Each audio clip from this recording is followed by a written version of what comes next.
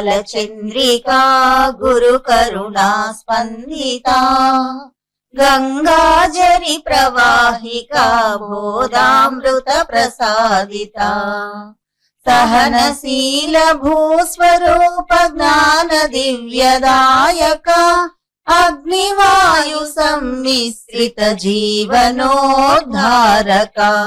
అగ్నివాయు సమ్మిశ్రిత జీవనోద్ధారక శరత్కాల చంద్రికా గురు కరుణా స్పందితా. అందరికీ నమస్కారం. మనం ప్రతి శనివారం జరుపుకునే స్వామి భక్తుల సత్సంగానికి శుభాహ్వానం పలుకుతూ తన జీవితాంతం స్వామిని సేవించి తరించిన మాకాని వెంకట్రావు గారి గురించి, స్వామితో ఆయనకున్న అనుబంధాన్ని గురించి తెలుసుకుంటూ వస్తున్నాము. ఆత్మీయులారా, పరమ పావనము పవిత్రము శుభకరమైన స్వామిని తలుచుకునే శనివారం నాటి స్వామి భక్తుల సత్సంగానికి శుభస్వాగతం. ఈరోజు వెంకయ్య స్వామి వారు గన దేహధారిగా ఉండి ఉంటే, ఎవరైనా ఖగోళ శాస్త్రం మీద గౌరవం ఉన్న భక్తులు ఎవరైనా ఆయనను గన సంప్రదించి ఉంటే ఆయన ఒక అద్భుతావహమైన విషయం చెప్తుండేవారు. అదేమిటంటే, నిన్నటి రోజున ఏప్రిల్ 25వ తేదీ 25వ సంవత్సరంలో ఒక అద్భుతమైన విషయం అది సంభవించింది. వరుసగా కొన్ని రోజులుగా జరుగుతున్న వాటిలో అది ఒక సంభవం. అదేమిటంటే,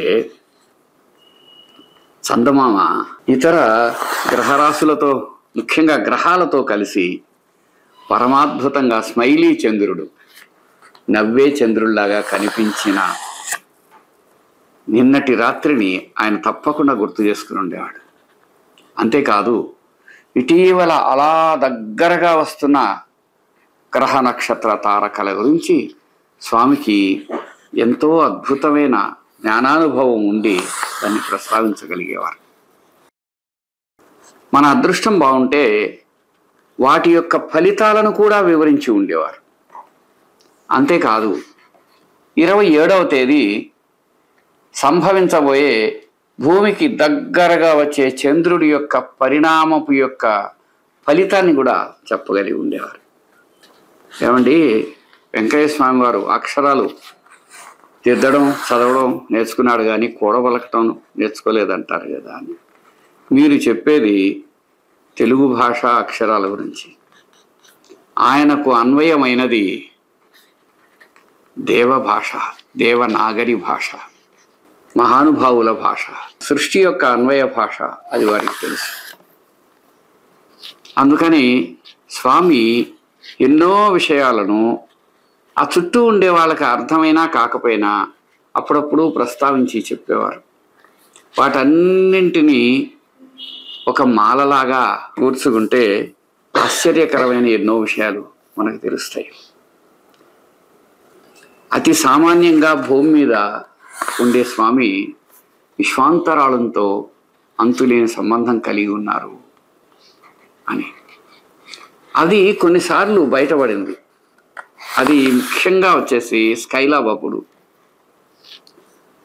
స్కైలాబ్ పడే వేళ అందరికీ విస్పష్టంగా చెప్పారు ఆయన, అదేం కాదు, దానివల్ల లోకానికి ఎటువంటి ఇబ్బంది జరగదు. మహాత్ములు ఉండేది అందుకే కదా. అదేవిధంగా ఇప్పుడు చాలామంది మన భయపెడుతున్నారు, కలియుగం అంతం అయిపోతుంది, అదవుతుంది, ఇదవుతుంది, ఎన్నో రకాలుగా చెబుతున్నారు కదా. అది ఏమీ కాదు. మనకు బాబా ఉన్నారు, వెంకయ్య స్వామి ఉన్నారు, పూజ్యులు భరద్వాజ మాస్టర్ గారి నిర్దేశకత్వం ఉంది. ఇందరు మహనీయ మూర్తులు ఈ భూమి మీద మనను అనుగ్రహిస్తున్నారు. వారి అనుగ్రహం మనతో ఉన్నంత వరకు మనకి ఏమీ కాదు. ఏది జరుగుతుందో అది సర్వ విధాలా శ్రేయస్కరమై ఉంటుంది. అనంత సృష్టిని పెంచి రచించి పోషిస్తున్న పరమాత్ముడికి అసాధ్యమే ఉంటుంది. ఏది మేలో అది ఎప్పుడు జరుగుతుంది, అంతకంటే మరి ఏమీ జరగదు అనే విశ్వాసంతో గురుభక్తుడు ఉండాలనేది ధర్మం. ఆ విధంగానే మనం ఉందాం. అంతేగాని ఏ క్షణానికి ఏమైపోద్దో, అదిగో వారు చెప్పారు, వీరు చెప్పారు అని మహాత్ముల గురించి, వాళ్ళ గురించి, వీళ్ళ గురించి, జ్యోతిష్యుల గురించి, వీళ్ళ గురించి విని ఇబ్బంది పడవద్దు. ముఖ్యంగా ఒక విన్నపం చేయదలుచుకున్నాను. ఒక మహానుభావుణ్ణి గన మనం అనన్యంగా సేవిస్తే బాబాని నమ్మాం, లేదు వెంకయ్య స్వామిని నమ్మాం, లేదు మరే ఇతర సత్పురుషుణ్ణి నమ్మాం, రామకృష్ణ పరమహంసని నమ్మాం, రమణ మహర్షిని నమ్మాం, శ్రీరామచంద్రుణ్ణి మన గురువుగా పెట్టుకున్నాం, పరాత్పర గురువు భగవాన్ కృష్ణ పరమాత్ముడే అనుకున్నాం. ఏదైనా కానివ్వండి, ఒక మహానుభావుణ్ణి అనన్యంగా సేవించటం ప్రారంభించాక ఈ గ్రహస్థితులు, పంచాంగము, వీటన్నిటికంటే మహాత్ముల యొక్క ఆశీర్వాదం గొప్పది, వాళ్ళ జ్ఞానం గొప్పది. వెంకయ్య స్వామి లాంటి సత్పురుషుణ్ణి గన ఆయనను ఆశ్రయించి ఆయన ఆశీర్వాదం పొంది ఏం చేస్తే అది పరమధర్మం. ఈ మామూలు జాతక చక్రాలు, గ్రహస్థితుల కన్నా అవి ఎంతో ఉత్తమమైనటువంటి కర్తవ్యాచరణ, ధర్మాచరణ. కాబట్టి మనం మహాత్ములను అనన్యంగా సేవించటం వస్తే అప్పుడు ఈ విషయాలను పట్టించుకోబడలేదు. జాతక చక్రాలు గ్రహస్థితుల కన్నా నీ కరుణ ఏమిన్న సాయీశ్వర, నీ కరుణ ఏమిన్న స్వామీశ్వర అని చెప్పుకోవచ్చు. అందుకని కొన్ని రూఢిగా స్వామి ఒక పని చేశారు. కొన్ని రకాల విషయాల్లో, ముఖ్యంగా పరిణయ నిర్ణయాల్లో, పెళ్లిళ్ళ విషయంలో ఆయన స్వయంగా జోక్యం చేసుకొని ఉండే పరిణామాలు చెప్పి, అందులో ఉండే ఇబ్బందులు, ఆపదలు సూచించి, వాటికి మళ్ళీ ఒక నివారణోపాయాలు చెప్పి, తన తపస్సుతో వాటిని ఏ విధంగా ఆయన సరిగా సమకూర్చారో తెలియజేశారు. అవి ముఖ్యంగా మన స్వామి సచ్చరిత్రలో ఎన్నో కనిపిస్తాయి. సముద్రపు అంచున ఏ విధంగా అనేక రకాల మనం ఏరుకోదగిన రంగురంగుల రాళ్ళైతేనేమి, గవ్వలైతేనేమి దొరుకుతాయో, అలా స్వామి సచ్చరిత్ర అంతా కూడా అటువంటి అపురూపమైనటువంటి విషయాల సముదాయం.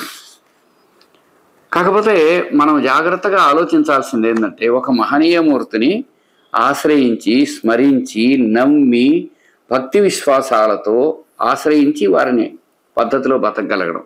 ఏదో మన ఇంట్లో పటం, చిన్న విగ్రహాన్ని పెట్టేసుకొని అదే భక్తికి సార్థకత అనుకుంటే తప్పు. వారి భావాన్ని గ్రహించి వారు ఎలా జీవించటం శ్రేయోదాయకం అని చెప్పారు, అలా జీవించినప్పుడే మనం వారి భక్తులం అవుతాం, వారి సహచరులం అవుతాం, మనం భక్తులం చెప్పుకునే అర్హత కలిగి ఉంటాం అన్నమాట. అందువల్ల అనన్యంగా స్మరణ చేసి భక్తుడైనటువంటి వాడికి ఈ గ్రహస్థితులు, జాతక చక్రాలు, వీటన్నిటికంటే గురుకృప అన్నిటికంటే సర్వశ్రేయోదాయకమై ఉంటుందన్నమాట. స్వామివారితో చలమానాయుడు తిరిగే రోజుల్లో పశ్చిమ గోదావరి జిల్లాల్లో జరిగిన ఒక సంఘటన చలమానాయుడు ద్వారా విన్నది మాకాని వెంకట్రావు గారు మనకి చెప్పిన విషయం ఒకటి చూద్దాం. గోదావరి జిల్లాల్లో చలమానాయుడు స్వామి వెళ్ళినప్పుడు ఒక దగ్గర ఆహారం తీసుకుంటుంటే స్వామి చుట్టూ చల్లి కొద్దిగా తీసుకుంటారు. అక్కడ ఉండే వాళ్ళు పెట్టిన ఆహారం అంతా ఈ విధంగా చుట్టూ వెదజల్లడం ఏంది, ఆ విధంగా వ్యర్థం చేయటం ఏంది అని చలమానాయుడిని అడిగారు. వీళ్ళు ఇట్టు అడుగుతున్నారు స్వామి అని చలమానాయుడు స్వామితో చెప్తే, ఆ విధంగా చేయకపోతే మనకు మానవ మాత్రలు ఎవరు పెడతారయ్యా అని స్వామి చెప్పడం, వాళ్ళు మేము పెడతాము, స్వామి ఎంత తింటారో అంత ఆహారం మేము వండి పెడతాము అని వాళ్ళు చెప్పడంతో ఆ పక్క రోజు ఎన్నో బస్తాల బియ్యం ఆహారం వండి స్వామికి సమర్పిస్తే అది వెంటనే పూర్తయిపోతూ ఉండటం చూసి వాళ్ళు భయపడిపోయి, స్వామి మా తప్పు క్షమించండి అని వేడుకున్నప్పుడు 4 చేటల ఆహారం చుట్టూ చల్లండి అయ్యా, ఇప్పటికైనా అన్ని జీవులు శాంతిస్తాయి అని స్వామి చెప్పిన లీల మాకాని వెంకట్రావు గారు మనతో పంచుకున్నారు. ఇప్పుడు కూడా వదులుంటుండేవారు కాదు, వారు ఎప్పుడు సంచారం చేస్తుండేవారు. వారు పశ్చిమ గోదావరి జిల్లాకు పోయినారు. శిష్యుడు చలమానాయుడు దగ్గర ఉన్నాడు. స్వామివారు ఇప్పుడు భోజనం కూర్చున్నా కానీ చుట్టూ అన్నాన్ని ఇస్త్రీ జనవాయిని, అన్నం పరబ్రహ్మ స్వరూపం కదా, గురుదేవులు ఎందుకు అర్థంగా చదువుతున్నారు మాకు అర్థం కావట్లేదు అని శిష్యుడు చలమానాయుడిని చెప్పుకున్నారు. చలమానాయుడు స్వామి వారు తమ సందేహాన్ని వెలిపిస్తున్నారు, తమరి సెలవు ఇవ్వాలని వేడుకున్నాడు. గురుదేవులు అయ్యా అట్లా చల్లకపోతే మనకెవరు పెట్టగలరయ్యా అన్నాడు. అట్లా చల్లకపోతే మనకెవరు పెట్టగలరయ్యా అన్నాడు. దాంతో మేము పెడతాం, మీ గురుదేవులు రేపు భోజనానికి మేము సంసిద్ధం చేస్తాము, తయారుగా ఉండమని చెప్పి అడిగారు. అట్లాగేనయ్యా వాళ్ళు పెడితే లక్షణంగా భోంచేస్తూ ఉన్నారు. ఆ రోజుల్లో 100 సేర్లు అన్నం వండి బ్రహ్మాండం విసిరేసి భోజనం వడ్డిస్తున్నారు. వారు వడ్డిస్తున్నారు, స్వామివారు భోంచేస్తున్నారు. సత్వస్వరూపం ఉన్న స్వామివారు శక్తి స్వరూపుడయ్యాడు. వారు పెడుతున్నారు, భోంచేస్తున్నారు. 30కి అయిపోయింది. వాళ్ళు అప్పుడు తెలుసుకొని, స్వామి మా తప్పును మన్నించండి, ఏం చేస్తే తమరు మళ్ళా సత్వస్వరూపులకు వస్తారు అని వేడుకుంటే, అయ్యా 4 చెట్లను 4 మూలు చల్లేయమన్నాడు. 4 చెట్లను 4 మూలు చల్లేస్తే విసిరేస్తే లెక్క సరిపోతుంది అన్నారు. అదేవిధంగా 4 చెట్లను 4 మూలు చల్లారు, గురుదేవ్ శాంతించారు.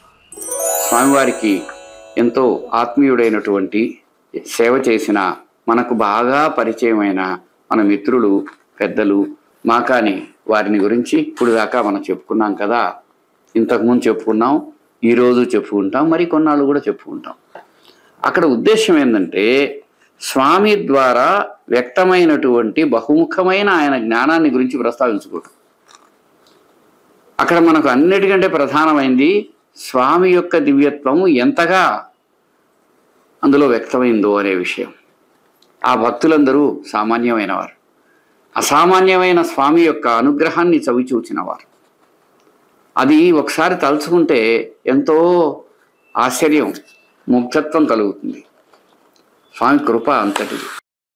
నెల్లూరులో ఎంతకాలమైనా కావచ్చుగాక, ఒక ఇంట్లో ఆయన గుండమేసి ఆ భక్తుని అనుగ్రహించిన విషయం తలుచుకుంటే తనువు పులకించదా? అదేవిధంగా వచ్చి ఎవరో ఒక సాధువు ఉన్నాడు, అతడి తర్వాత మరో సాధువుకి దాన్ని ఇచ్చారు, వెళ్ళిపోయాడు. అక్కడ వచ్చి స్వామి గుండం వేసేవారు. ఎవరికీ సంబంధించని పరమాత్ముడికి సంబంధించిన స్థలంలో ఎక్కడైతే స్వామి ఆ దత్తాత్రేయ మఠంలో అగ్నిహోత్రం వెలిగించారో, అది కాలాంతరంలో వ్యాసాశ్రమం వాళ్ళ పరమయ్యి మలయాళ స్వామి వారి ఆశ్రమమైన వ్యాసాశ్రమం తరపున ఇప్పుడు అక్కడ 2 సాధువులు ఉంటున్నారు. ఎక్కడైతే స్వామి అక్కడ అగ్నిహోత్రాన్ని వెలిగించారో, ఆ అగ్నిహోత్రపు వెలుగులు, ఆ పరిమళాలు, ఆ భావన, ఆ తపస్సు ఎప్పటికీ నెల్లూరు ద్వారా మానవ జాతిని అనుగ్రహిస్తూనే ఉంటుంది. అదేవిధంగా ఆయన అక్కడి నుంచి నడిచి ఎక్కడి వరకు వెళ్ళేవారు? రంగనాయక స్వామి దేవాలయం వరకు వెళ్ళేవారు. రంగడి దగ్గరికి వెళ్ళి, రంగడు మనకు అక్కడ ఒక చిన్మయ మూర్తి, అక్కడ ఒక ఆకృతి, మనకి ఒక శయనమూర్తి, శ్రీదేవి, భూదేవి, ఆ తర్వాత బ్రహ్మదేవుడు, ఆదిశేషుడు ఉండేటువంటి ఒక చిన్మయ మూర్తి మనకు. కానీ వెంకయ్య స్వామికి మాత్రం ఆయనకు చాలా చిరపరిచితుడు. ఎన్నో విషయాలు ఆయన రంగనాయక స్వామితో సంప్రదించగలిగేవారు. అదేవిధంగా ఆ పక్కనే ఉండే పెన్నమ్మ తల్లి ఆయనకు ఎంతో నిత్యము ఆదరణీయమైనటువంటి ఒక ఆట స్థలం, ఒక అద్భుతమైనటువంటి ఆయన లీలా విలాస స్థలం. తల్లి ఒడిలో బిడ్డలాగా, తండ్రి చెంత పసిబిడ్డలాగా పెన్నమ్మ స్వామితో ఉండేది. ఆ విధంగా ఆయన తపో మహిమ వల్ల ఎప్పటికీ నెల్లూరు నీటి పరంగా సుభిక్షంగా తయారైంది, ఎప్పటికీ ఉంటుందని మనం ఆశిద్దాం. రాబోయే 200 సంవత్సరాలు నెల్లూరుకు మన గుండాలు కాపలా కదయ్యా అన్న స్వామి మాట మనకు శిరోధార్యం. నిజంగా అటువంటి అద్భుతమైనటువంటి మహానుభావుడు మన ప్రాంతంలో ఉద్భవించటం, ఆ విధంగా తన గుండంతో లోకహితం చేయటం, ఒక పరమాద్భుతమైన దివ్య లీలలో భాగం అవటం మనందరి పురాకృత పుణ్యఫలం. ప్రస్తుతం మనకు స్వామి అనుగ్రహానికి గుర్తులవి. కాబట్టి ఆత్మీయులారా, మనందరం ఎంతో ధన్యాత్ములం. కాకపోతే ఆ మహనీయ మూర్తులను శ్రద్ధగా వాళ్ళ గురించి తెలుసుకొని అనుసరించి ఆ విధంగా మన జీవితాలను గన సక్రమంగా మార్చుకుంటే మనం ఎంతో సముజ్వలంగా జీవించగలం. నారాయణ ఆదినారాయణ